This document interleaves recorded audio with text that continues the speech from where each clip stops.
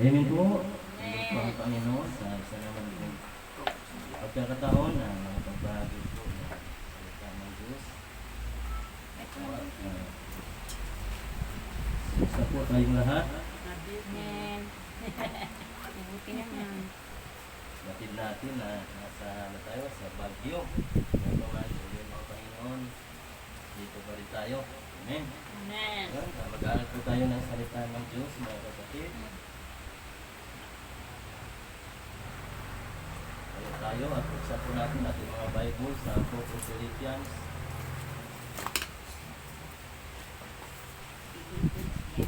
Chapter 1. Philippians chapter 1.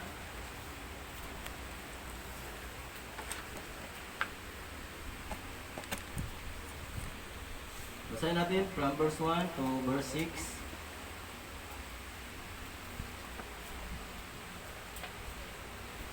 Sabi na lang po tayo magbasa. Andiyan na po ba ang lahat? Philippians chapter 1 from verse 1 to 6. Basahin natin. Ready? Go! Paul and Timothy, the servants of Jesus Christ, to all the saints in Christ Jesus, which are at Philippi, with the bishops and deacons. Grace be unto you, and peace from God, our Father, and from the Lord Jesus Christ. I thank my God upon every remembrance of you, always in every prayer of mine, for you all making request with joy, for your fellowship in the gospel from the first day until now. Being confident of this very thing, that he which hath begun a good work in you will perform it until the day of Jesus Christ. Amen na Panginoon. Sa leader po natin ng pansin, yung verse 6 po.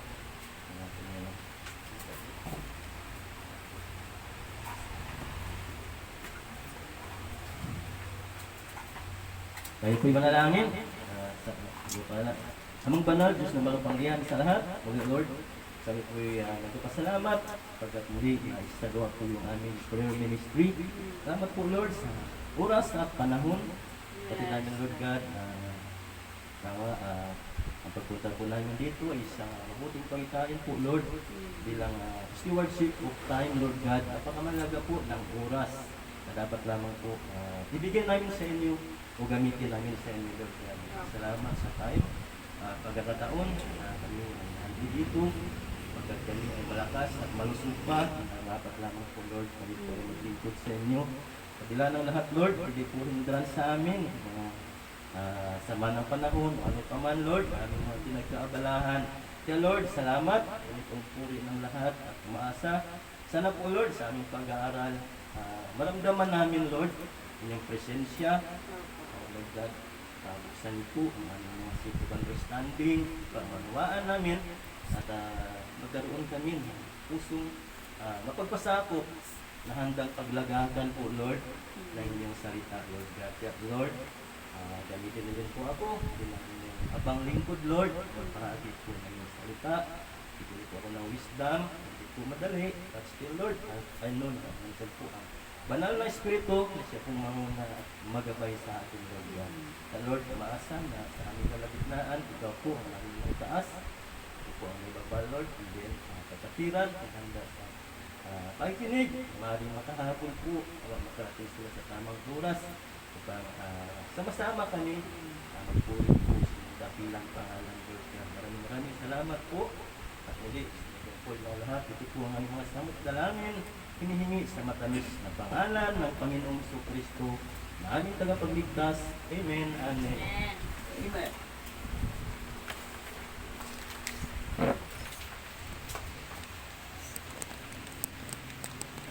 Ito po sa ating pag-aaral.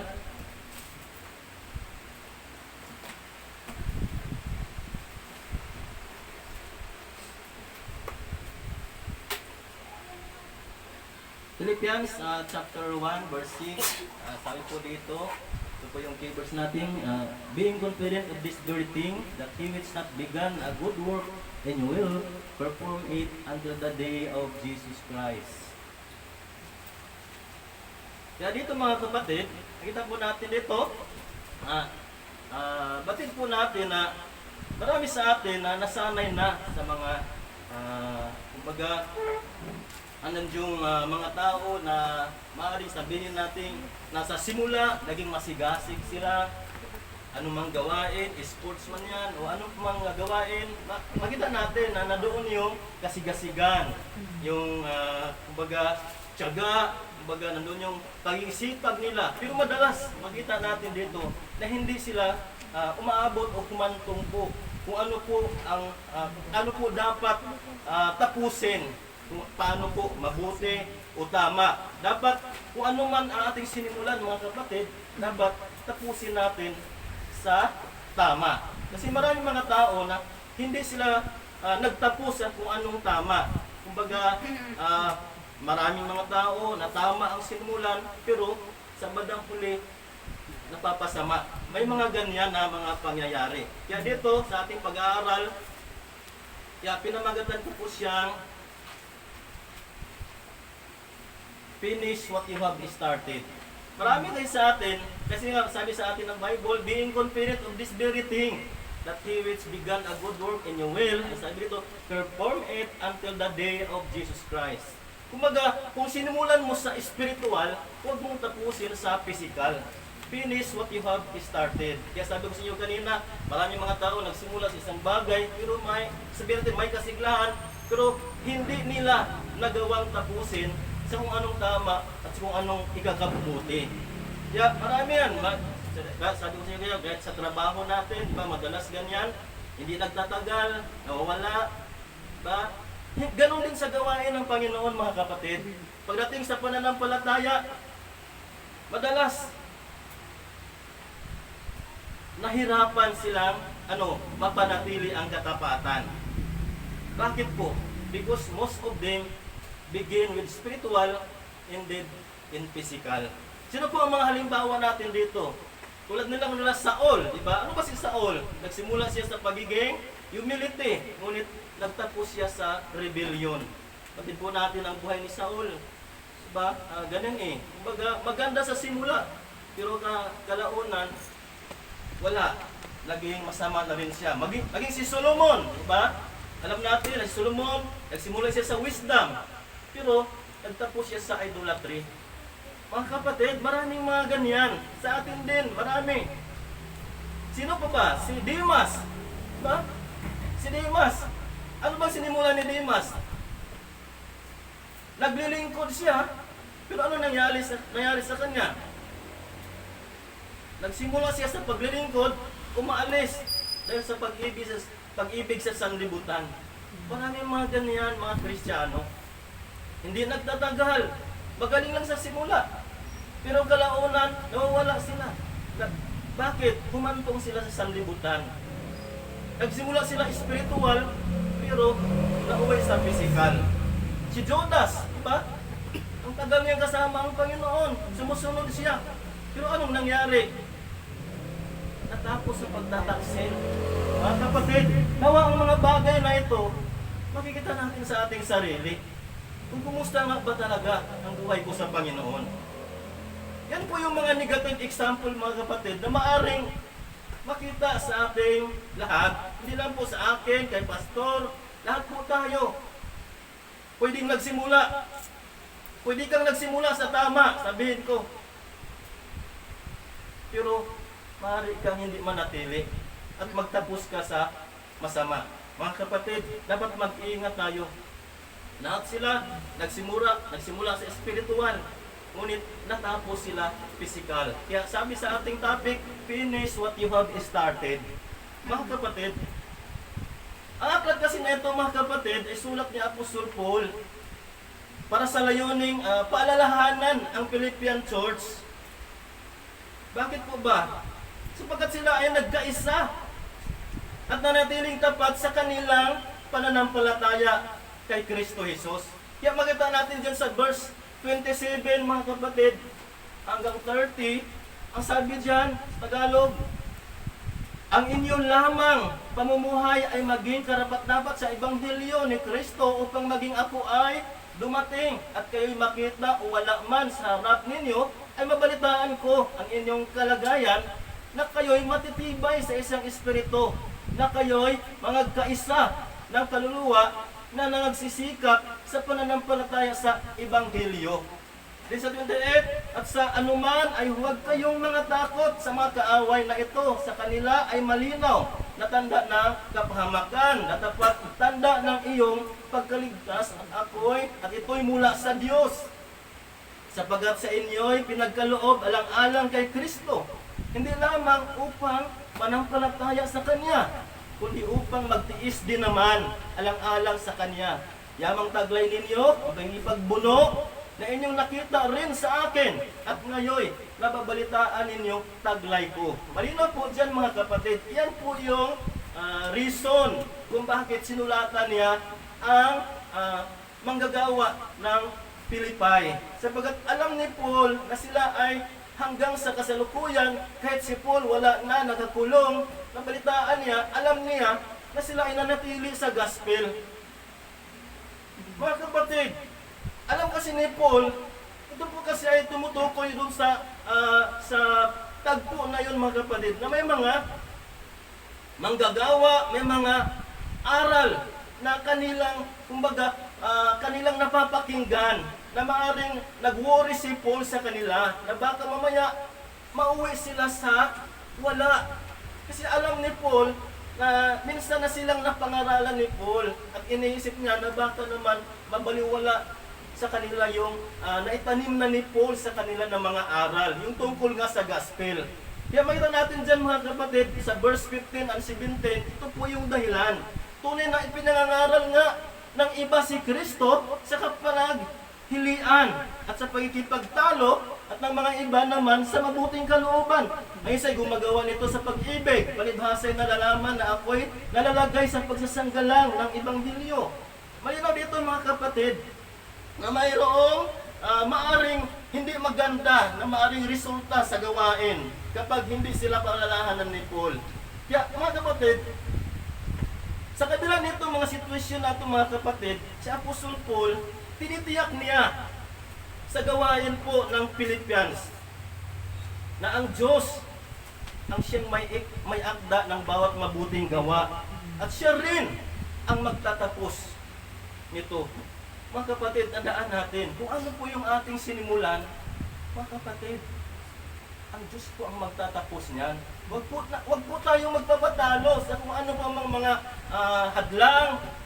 Bakit natin hindi madali ang paglilingkod sa Panginoon? Maraming trials, marami po talagang mararanasan o ma-experience. Pero, sahan natin mga kapatid, tuloy lang tayo. Hindi tayo susuko. Sapagat sabi ng Diyos, siya ang magtatapos niyan. Kaya sabi, di ba, ang Diyos ang nagsimula sa atin yan. Kaya huwag natin tapusin sa sarili natin, huwag natin tapusin sa sanlibutan.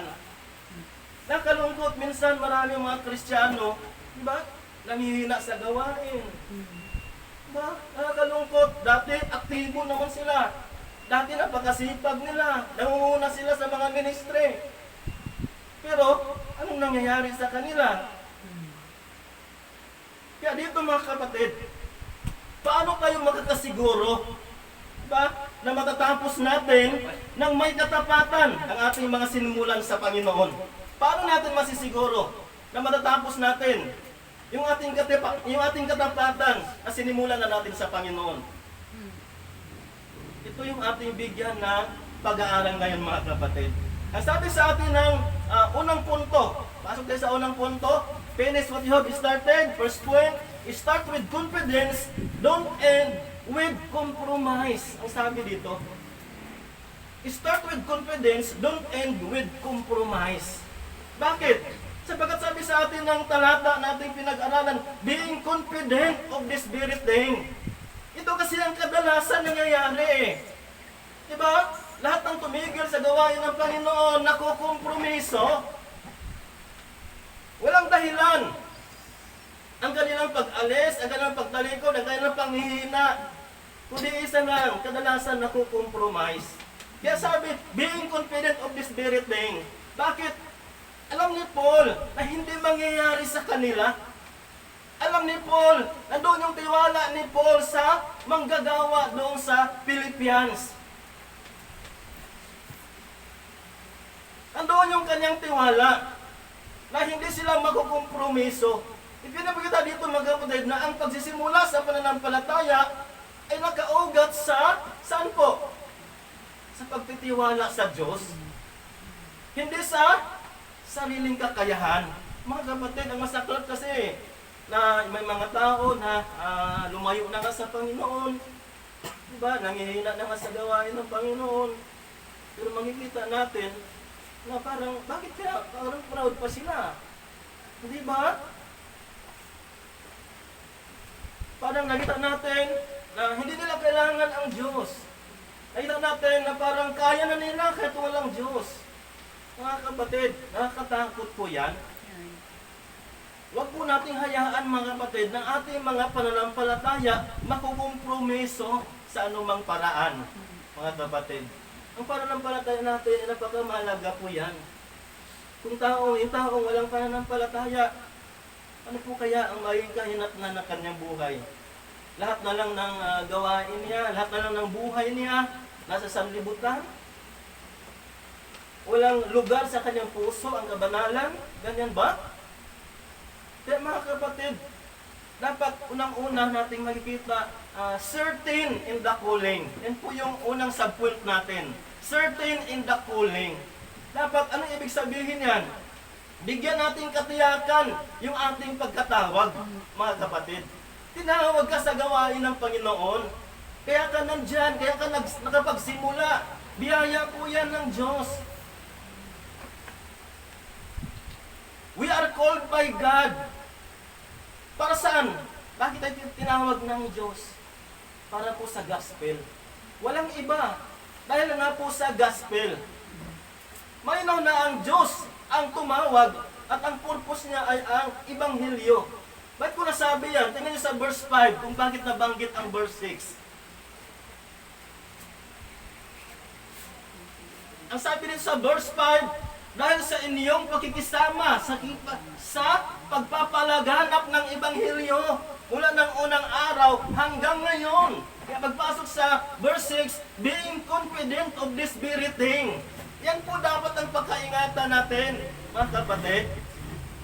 Na dapat ang Ibanghilyo ay dapat hindi lang na parang paimbabaw lang ang ating paglilingkod. Kung talagang ang tingin natin sa ating Panginoong Jesucristo ay tunay na Diyos o talagang ligtas ka na, dapat makita sa ating buhay yan, mga kapatid. Hindi tayo dapat makukompromiso. Yan po yung context ng verse na binanggit dyan. Being confident of this very thing. Ibanghilyo po ang tinutukoy ni Paul. Kasi nga, ang manggagawa doon na natili sa Ibanghilyo. Kaya nagpapasalamat si Paul sa kanila. In other words, we remain steadfast mga kapatid because God is the one who called us. Ang Diyos po yung tumatawag sa atin. Hindi po ang sanlibutan. Hindi po kung ano man yung naging kompromiso mo. Ang tumawag sa atin ang Diyos. Dapat makita na sa buhay mo na may takot ka. Pero nakakalungkot. May mga taong wala na sa gawain na kasi yung kampante lang sila. Masaya pa sila eh. Di ba? Dapat tayong Kristiyano na, dapat tayo, nandun yung conscience sa buhay natin, bago konsensya tayo. Diba? Minsan nga, hindi tayo nakapag-church. Diba? Isang beses lang, 2 beses, napakabigat na eh. Pero, nakakalungkot. Bakit kaya gano'n, no? May mga tao na di lang 1 beses, 2 beses, 3 beses, pero wala lang sa kanila. Pero mga kapatid, magta natin dito mga kapatid, na ang Ibanghilyo ni Kristo, ito dapat yung, dapat isa sa buhay talaga natin. Kasi kung tandaan natin, binigyan tayo ng pagkakataon na makilala.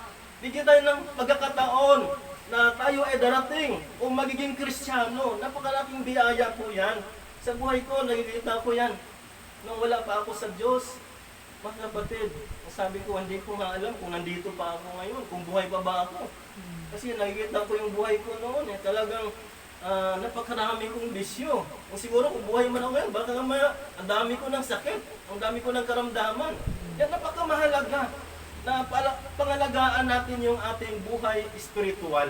At hindi natin yan makikita, hindi natin naman pangalagaan kapag hiwalay tayo sa gawain ng Panginoon. Amen?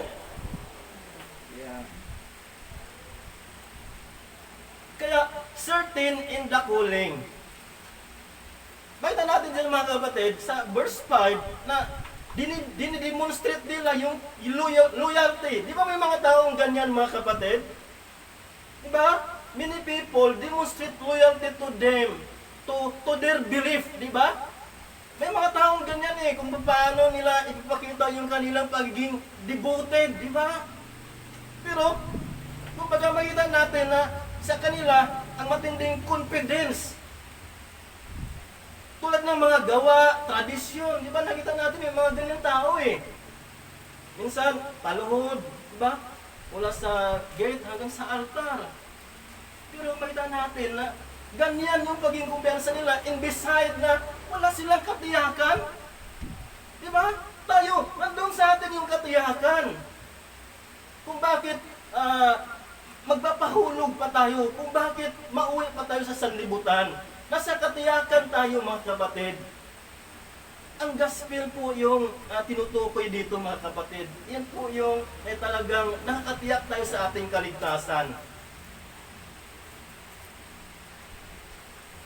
Yung mga taong ganyan kahit hindi sila tiyak, pero ganun yung pagiging devoted nila. Diba? Yung sa mga fest, diba? Sa Nazarin, diba? Kita natin, ng iba doon, mga deboto. Pero kung mapansin natin, hindi sila tiyak. Mga deboto yung iba. Diba? Kaya nakakalungkot sa atin, tayo nakatiyak tayo Bakit tayo titigil? Bakit tayo mawala? Bakit tayo manghihina? Kaya tuloy-tuloy lang tayo mga kapatid, sapagkat nasa tama na tayo. Huwag nating tapusin sa mali, mga kapatid.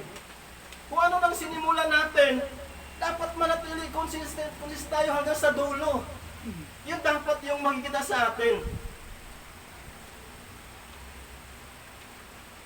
Kaya dito, huwag tayong magsimula sa confidence, tapos, magtapos tayo sa compromise. If the source of our confidence is wrong, mga kapatid, tandaan natin, yung kaligtasan natin, wrong din. Di ba? Siguro talagang sa simula, hindi na tayo ligtas siguro talaga. Kung baliwala lang sa atin. Kaya sabi sa atin ng verse 11, ano bang sabi dyan? Na mga puspos ng bunga ng kabanalan, na ito'y sa pamamagitan ni Jesucristo sa ikaluluhati at ikakapuri ng Diyos. Yan, maliwanag po dyan. May bunga. Kaya dapat consistent tayo mga kapatid. Verse 27, ganun din. Ang inyo lamang pamumuhay ay maging karapat-dapat sa Ebanghelyo ni Kristo, upang maging ako ay dumating at kayo makita o wala man sa harap ninyo, ay mabalitaan ko ang inyong kalagayan, na kayo matitibay sa isang espiritu, na kayo'y magkaisa ng kaluluwa na nagsisikap sa pananampalataya sa Ebanghelyo. Yan dapat mga kapatid ang makikita sa atin. Huwag tayong magsimula sa confidence, tapos nagtapos tayo sa compromise. Mga kapatid, kung anong sinimula natin, tandaan natin, nasa tama ka na. Diba? Finish what you have started, ang sabi dito. Our confidence is only in Christ. Kaya, letter B, committed in Christ. Finish what you have started, mga kapatid. Huwag nating hayaan na masira ang ating integridad. Panatilihin natin bilang patutuo ng tunay na dedikasyon sa Diyos. Dapat mga kapatid, makita sa atin dapat yan. Ganito mga kapatid, sa ating pagsunod sa Diyos ba, kung mayroon man tayong ginawang pattern na sinusundan, sundin natin ang halimbawa ni Kristo. Mga kapatid, Dapat ganyan ang makita sa atin. If our response to the calling of God, if there's a pattern we should follow, sundin natin si Kristo. His life and character, be Christ-likeness, mga kapatid. Ang sabi ni Kristo, 1 Peter chapter 2, verse 21, for even hereunto, sabi niya, were ye called because Christ also suffered for us, living as an example that we should follow His steps. Ang sabi sa atin, 1 Peter chapter 2, verse 21.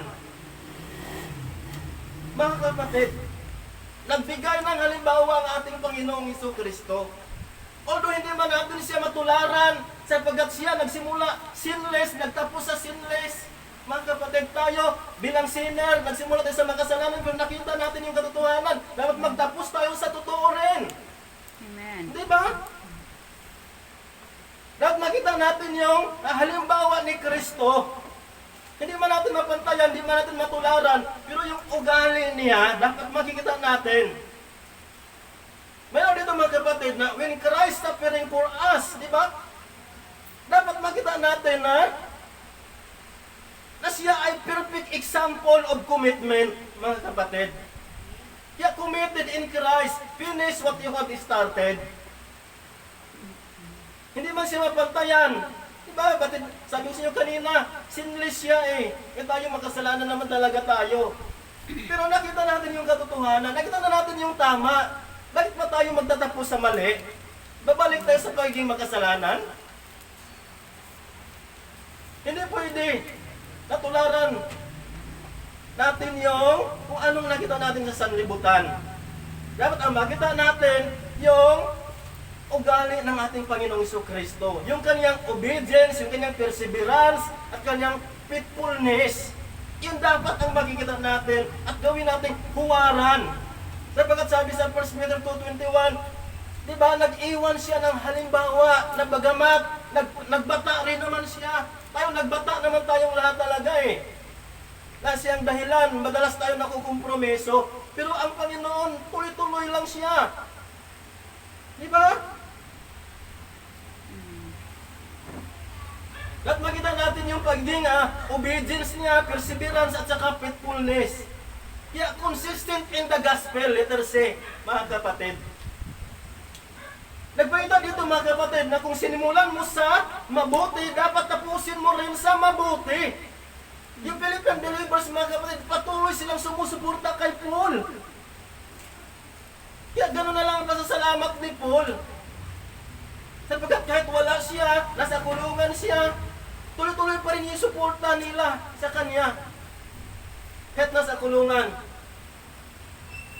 Dahil siguro marahil sila din naman consistent din sa Ebanghelyo. Of course, di ba? Kaya nakakatuwa na pakinggan. Kahit wala ang pastor, di ba? Kahit walang nakakatingin sa kanila. Mayroon mga ganyan, mga taong may pananampalatayang katulad ng Philippian. Kaya linawin natin mga kapatid, para saan ang pasasalamat ni Paul? Sa mas lalong pagpapalaganap ng Ebanghelyo. Habang siya ay nakakulong, mga kapatid, yung suporta nila nagbigay ng lakas kay Paul. Pakita natin sa verse 12. Ano bang sabi dito? Sabi dito, Philippians 1 verse 12, ngayon ibig ko na inyong maalaman, mga kapatid, na mga bagay na nangyari sa akin ay nangyari sa lalong ikasusulong ng Ebanghelyo. Mga kapatid, ba't tandaan natin mga kapatid, ano ba si Paul? Si Paul, di ba? Magandang huwaran din ang buhay niya.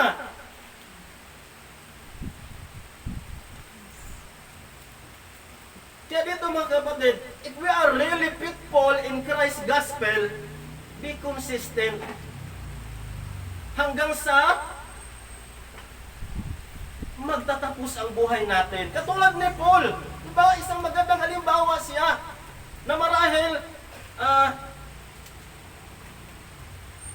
naging inspirasyon siya sa mga Philippian, sa Philippian church. Ano ba tinutukoy ni Paul? Batid mo na sa Philippian jailer, hindi naman binanggit yan, pero kung tignan natin sa Book of Acts, kahit nakakulong siya, di ba? Tuloy pa rin ang gospel. Nakapagligtas pa nga siya eh. Yung Philippian jailer. Kaya alam ng Philippians na kahit nasa kulungan, tuloy-tuloy pa rin ang gospel. At ito nga, pinatunayan ni Paul sa verse 12, lalong lumaganap daw ang ebanghelyo. Kaya dapat mga kapatid, dapat consistent tayo mga kapatid. Nanatiling consistent din yung Philippian church. Kasi nga, dapat, kumbaga, naging halimbawa si Paul sa kanila eh. Kaya si Paul magandang halimbawa rin na tularan natin. Yung consistency niya sa gospel, kumbaga, self-salvation, di ba? Mula nung naligtas si Paul, na-record ba na bumalik siya sa sanlibutan? May record ba na nagkasala siya? Mga kapatid, ang dami niyang napagdaanan, pero tuloy-tuloy pa rin. Ang paglilingkod ni Paul hindi nakadepende sa sitwasyon at saka sa circumstances. Ang sabi dito sa verse 13, ano pat ang aking mga tanikala kay Kristo ay nahayag sa lahat ng mga bantay ng pretoryo at sa mga iba't iba pa. Ang linaw mga kapatid.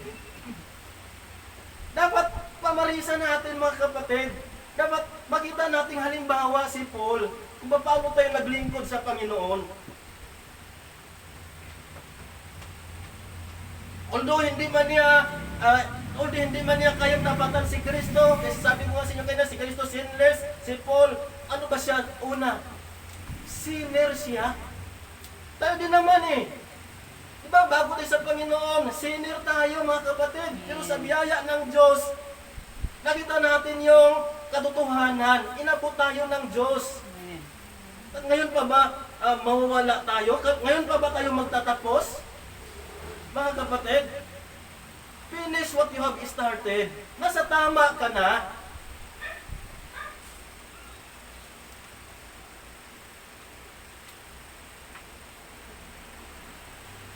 Although not like Christ who is perfect.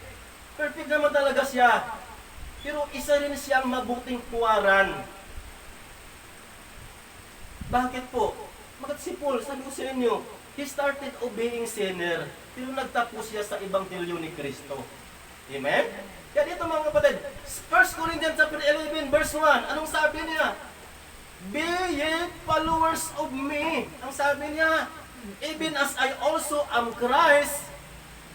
Di ba? Ang liwanag mga kapatid. Hindi niya sinabi na sundan niyo ako. Hindi niya ibig sabihin na si Paul magaling. Hindi sinasabi na magaling si Paul kaya dapat siyang sundan. Hindi sinabi na siya ay perfecto. Kundi dahil siya mismo ay consistent na sumusunod kay Kristo. Kaya kung paano natin sinusundan ni Paul si Kristo, dapat ganyan din dapat ang pagsunod natin. Di ba? Be ye followers of me, sabi niya, 1 Corinthians 11 verse 1. Ipinapunta dito mga kapatid, na ang pagiging huwaran ng Kristiyano ay nakaugat sa pagsunod kay Kristo. It is because of, sa ating pananampalataya sa Diyos. Hindi natin magawang sumunod, kapatid, kung wala tayong tunay na pananampalataya. Tulad na lang ng isang runner, di ba mga kapatid, yung mga atleta, halimbawa na lang, sila ay may tiwala sa kanilang mga training. Di ba? Hindi sila nagtiwala sa sapatos, yung suot nila o ano pa mang gamit nila. Tayo rin naman, bilang Kristiyano, dapat sa Diyos lang ang ating tiwala. Hindi sa ating sariling galing, talino, o ano pa mang lakas natin. Mga kapatid, handaan po natin yan. Kaya start with confidence, don't end with compromise. Number 2, start with the work of the Lord, don't end with the ways of the world, mga kapatid. Yung ways ng sanlibutan ito, mga kapatid, yung mga kapamaraanan, yung sistema ng sanlibutan ito, mga kapatid. Dapat hindi tayo magtatapos doon. Sabi sa atin ng verse 6b, bakit ko nabanggit yan? Kasi sabi dito, that he which hath begun a good work in you will. Malinaw po, sino po yung he dito? Ang Diyos. Siya ang nagsimula. Malinaw na siya ang nagsimula sa atin. Di ba? Kaya nga nasa gawain dahil nagsimula siya sa pag-abot sa iyo, dinala ka sa Panginoon, patungo sa church, patungo sa gawain niya. Kaya ano pa ang isipin mo? Tuloy-tuloy ka lang dapat sapagkat ang Diyos ang magtatapos niyan. Huwag natin isipin yung sanlibutan kung ano yung pangailangan natin. Yan ang dahilan kaya na-compromise tayo. Ang gawain ng Diyos ay nagsimula sa atin, tandaan natin, sa ilalim ng kaniyang layunin. Kaya hindi ito pwedeng palitan ng makamundong layunin, mga kapatid. Tandaan po natin yan. Kaya letter A, anchored in assignment, mga kapatid. Dapat nakaangkla tayo sa ating mga ministry o assignment. Kung ano bang gawain natin sa church, ano bang ministry na mayroon tayo. Dapat nakatutok tayo, naka-anchored tayo, mga kapatid. Tandaan na ang Diyos ang nag-utos sa iyo. Siya ang nag-assign sa iyo. Siya ang nag-assign sa atin. Bilang, tandaan natin, bilang servant, bilang tagapaglingkod. Tandaan natin kung ano tayo sa harapan ng Diyos. Kaya nga sabi ni Paul sa verse 1, diba? Si Pablo, si Timoteo, na mga alipin ni Kristo, alipin lang sila sa lahat ng mga banal kay Kristo Jesus na nasa Pilipos, pati ng mga obispo at ng mga diakono. Ano ba ang tingin? Inadmit nila Paul mismo na sila ay alipin lang ng Panginoon. Dapat tayo bilang alipin, wala tayong ibang asahan kundi ang ating boss. Diba? Amen. Kung mawala tayo sa gawain, kung lalayo tayo sa gawain, kung mahirap tayo sa gawain, marahil may iba kang boss. Sino yon? Ang boss ng sanlibutan? Mga kapatid, malinaw dyan, servant lang tayo. Walang ibang iniisip ang isang servant o tagapaglingkod kung hindi magbigay kagalakan sa kanyang boss. Di ba? Anchored in assignment. Kung mapansin natin, mga kapatid, malinaw dyan na pinapikilala nila po yung kanilang sarili na sila ay lingkod lang. Hindi yung worldly ambition nila, mga kapatid. Naglingkod sila sa Panginoon. Dapat tayo maglingkod. Ganyan din dapat tayo. Dapat makita natin palagi kung ano tayo sa harapan ng Diyos na hindi natin kaya na mawala sa Kanya. Ganyan dapat tayo. Ano man ang ating ministry sa church, mga kapatid, dapat ito'y nakaangkla sa pagganap bilang ating tungkulin. Bakit? Nagsimula ka na sa tama. Huwag mo tapusin sa mali. Di ba? Ang sabi sa verse 2, sumainyo nawa ang biyaya at kapayapaan mula sa Diyos na ating Ama at sa Panginoong Kristo. Mga kapatid, may kapayapaan sa Diyos, may kapayapaan sa gawain. Pag nawala ka, aminin mo o hindi, mga kapatid. Naramdaman mo yung bigat sa kalooban. Amen?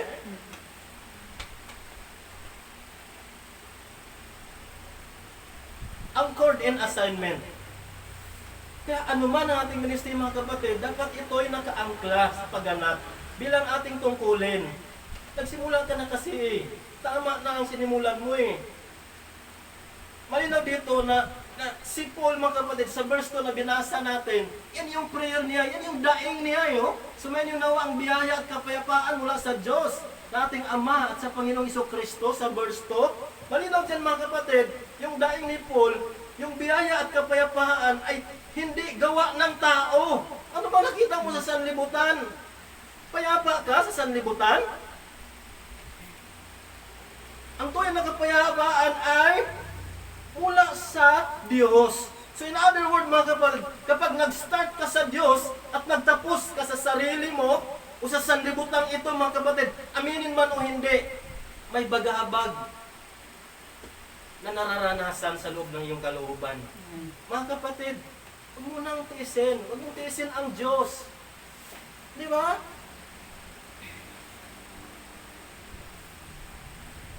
Kaya active in advancement, mga kapatid. Letter B, active in advancement. Anchored in assignment, dito, active in advancement. Tumanaw ka sa paglago, mga kapatid. Kung malago ka na, mga kapatid, of course, di ba? Pag malago na rin sa gawain ng Panginoon, mabigat na sa atin eh. Di ba? Masakit sa atin. Panghihinayang ka. Si Paul nga eh. Mabuti sana kung wala tayo sa gawain, saan man tayo naroon, pero ang Ebanghelyo, nandoon pa rin. Patuloy na nagpapalaganap, patuloy na ipinapalaganap. Pwedeng, siguro, isang beses, wala tayo sa gawain ng Panginoon, absent tayo sa prayer ministry o anuman, sa Sunday worship, saan ka man, kasi sabihin natin may inuuna ka, kapatid, hindi mawala yung soul winning natin, mga kapatid. Dapat nandoon pa rin. Hindi maaaring na aktibo tayo sa sanlibutan, pero mga kapatid, huwag namang ganon.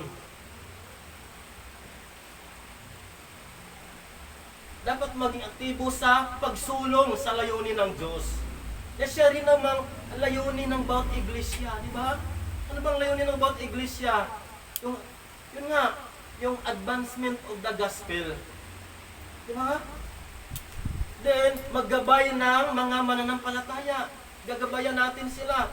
Anchored to the example of Christ. Dapat doon, according sa halimbawa ni Kristo, kung paano siya lumakad, turuan din natin yung mga tao wala sa Diyos na lumakad na may Kristo. Ganyan tayo kahalaga eh. Kaya huwag nating sayangin. Nasa tama na tayo. Higit sa lahat, yung salvation of believers. Sabi sa atin 27 verse 28, anong sabi dito, mga kapatid? Dito, ang inyo lamang pamumuhay ay, sabi diyan, maging karapat-dapat sa Ebanghelyo ni Kristo upang maging ako ay dumating at kayo makita o wala man sa harapan ninyo, ay mabalitaan ko ang inyong kalagayan na kayo'y matibay sa isang espiritu, na kayo'y mangagkaisa ng kaluluwa, na nagsisikap sa pananampalataya sa Ebanghelyo. Malinaw dyan, mga kapatid, at sa anumang huwag kayong mga takot, mga kapatid, sa mga kaaway na ito sa kanila. Malinaw na tanda ng kapahamakan, nakapagtanda ng iyong pagkaligtas at ito'y mula sa Diyos. Mga kapatid, ang kaligtasan mula sa Diyos lang. Hindi natin makuha sa sanlibutan. Kaya alert against apostasy, mga kapatid. Dapat letter C natin, alert against apostasy. Dapat maging alerto tayo. Kung sinabing apostasy, mga kapatid, sabihin natin, yan ay pagtalikod? Hindi. Hindi agad-agad pagtalikod. Yan ay, of course, nagsimula ito sa hindi totoong puso sa paglilingkod. Mga kapatid, kapag tuloy-tuloy tayong nanghihina, nalalamig sa gawain ng Panginoon, mga kapatid, talagang hahantong tayo sa apostasy. Yung lubos na pagtalikod sa Diyos, mga kapatid. Yan ang nakakatakot. Yan dapat ang iwasan natin. Always remember, mga kapatid, na ang sukatan nito, mga kapatid, ay hindi galing sa kanino pa man, ba? Kundi sa Ebanghelyo ni Kristo. Huwag nating hayaan, mga kapatid, na ang tukso ng mundo na siyang pumipigil sa gawaing sinimula natin sa Diyos, mga kapatid. Tama na tayo. Tama na rin. Kaya letter 3. Number 3, mga kapatid. Start with the Word of God. Finish it with the will of Christ, mga kapatid. Verse 6c, perform it until the day of Jesus Christ. Malinaw po sa ating verse. Diba? Sa verse 6c natin, perform it until the day of Jesus Christ. Anong tinutukoy dyan? Start with the Word of God, finish it with the will of Christ. Mga kapatid, malinaw dyan na nagsimula ka na sa tama, nagsimula ka na sa Panginoon. Nasa tama ka na. Dapat magtapos yan sa kalooban ng ating Panginoong Jesucristo. Hindi kalooban ng Panginoon na lumayo tayo, mga kapatid. Kalooban mo lang yan. Right. Matakot tayo sa Diyos. The true victory, mga kapatid, is in obedience of Christ Amen. till the end. Kaya faithful until fulfillment. Verse 6, anong sabi dito? Na ako'y may lubos na pagkakatiwala sa bagay na ito, na ang mga pasimula sa inyo mabuting gawa ay lulubusin hanggang sa araw ni Jesucristo. Malinaw po dyan, mga kapatid, yung text natin na ginamit. Faithful until fulfillment, letter A natin. Ang ating contribution, mga kapatid, is to keep and maintain faithfulness until the fulfillment of His plan. May plano ang Diyos sa iyo, mga kapatid. Ang Diyos ang nagplano. Hindi ikaw ang may plano. That's why, mga kapatid, ang ating kumpiyansa is not with us, kundi sa Diyos na gumagawa sa atin, mga kapatid. Yan po yung makikita natin dapat.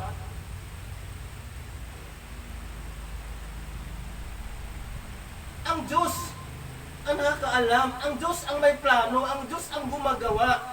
Huwag mong pangunahan ang Diyos. Kung nakaranas ka man ng matinding kalumbayan, di ba? Problema, tuloy-tuloy lang. Huwag mong pangunahan ang Diyos, ayaw ko na.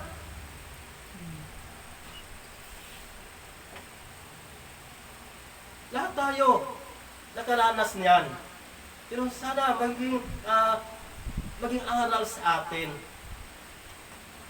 Kaya, faithful until fulfillment. Letter B, focus on the finish, mga kapatid. Focus on the finish. Ang sabi sa atin, verse 20. Anong sabi dito?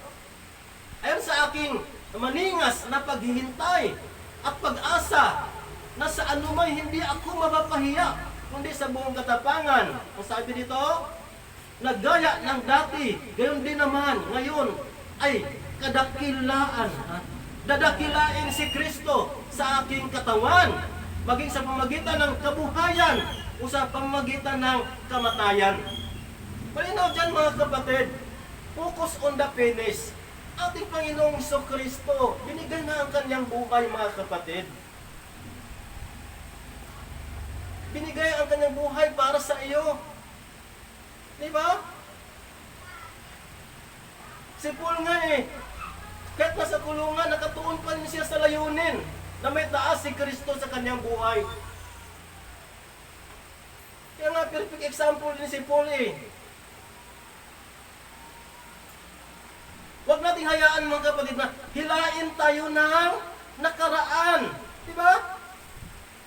Huwag malito sa mga balakid ng kasalukuyan at huwag mawala ang ating tingin sa gantimpala ni Kristo. May gantimpalang hatid ang ginawa ni Kristo sa krus ng Kalbaryo. Ano po yun? Buhay na walang hanggan. Mga kapatid, sayang. Tulad ng isang atleta tayo ulit, mga kapatid, hindi niya alintana ang sakit ng training, di ba? Iba na naman dito. Kundi, doon siya nakatingin sa medalya, sa finish line. Di ba? Yung runner, di ba? Hindi niya alintana yung sakit habang nagde-training. Dahil nakatingin siya sa finish line, yung medalya. Kapatid, may medalya tayo, mga kapatid. May medalyang naghihintay sa atin sa langit, mga kapatid. Kaya sayang. Letter C, panghuli, mga kapatid. Fueled by fellowship. Fueled by fellowship. Verse 19. Sapagkat nalalaman ko na ang kahinatnan nito'y sa aking ikaliligtas. Linaw, mga kapatid, di ba? Sa pamamagitan ng inyong pananalig at kapuspusan ng Espiritu ni Kristo. Ang linaw mga kapatid, fueled by fellowship, ang ibig sabihin mga kapatid, kailangan natin ang pagtitipon.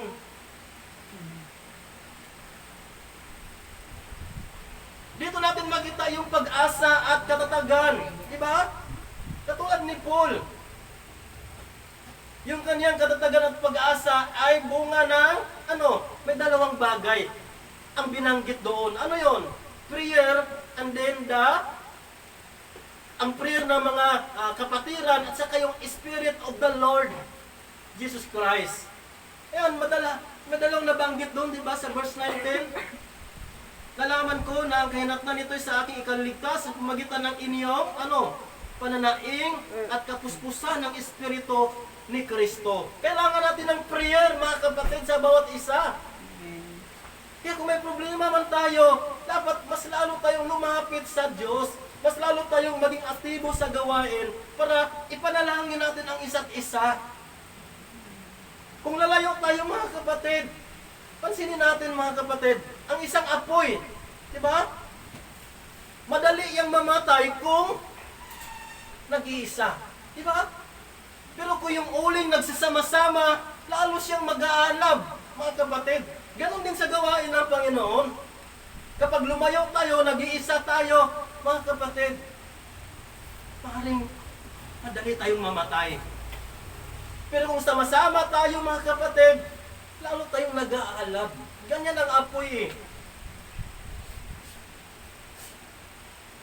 Kaya ibig sabihin, mga kapatid, yung ating buhay dapat na kay Kristo. We are not called to be alive, di ba? Kundi upang, magpalakasan tayo sa isa't isa. Ganyan dapat tayo bilang mananampalataya. Kaya mahalaga ang gawain sa Panginoon. Huwag tayong tumigil. Nasa tama na tayo. Kaya kung nanghihina man tayo, tama na. Babalik na tayo sa Panginoon dapat. Amen? Amen. Mga kapatid, finish what you have started sapagkat nagsimula ka na sa gawain ng Diyos, tapusin mo may katapatan. Manatiling nakaangkla kay Kristo. Magtulungan sa panalangin. Tumakbo tayo hanggang sa makarating sa ating mga finish line.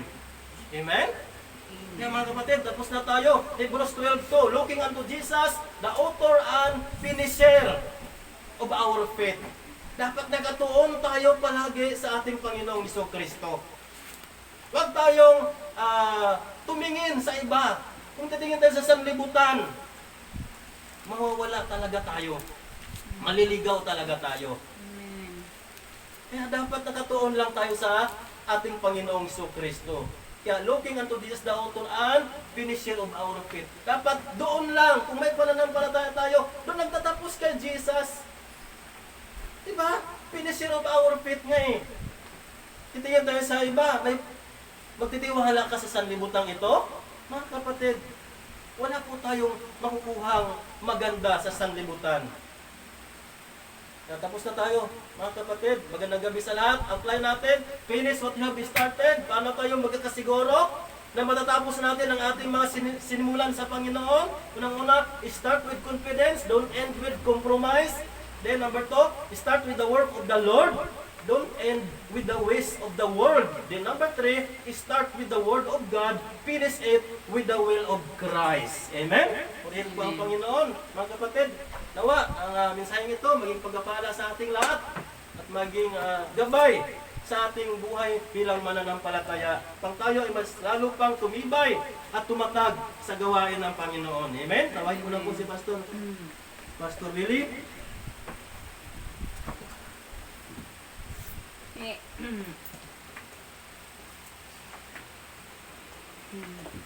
Papuri sa Panginoon. Amen po. Amen. Yeah, para magtagumpay, lagi po ang ating tularan ang Panginoong Hesus. siya po ang ating pinaka-example talaga kung paano siya nagsimula at paano natin tinapos ang gawain. Yung pagkasabi ni Apostol Pablo, follow me as I follow Christ. Pagpapakita lang po na si Apostol Pablo ay tapat sa Panginoon, tapat sa tungkulin na inatan ng Panginoon sa kanya hanggang sa siya po ay binawian ng buhay. Ganon din po tayo. Ano ha? Yeah, ganon din po tayo.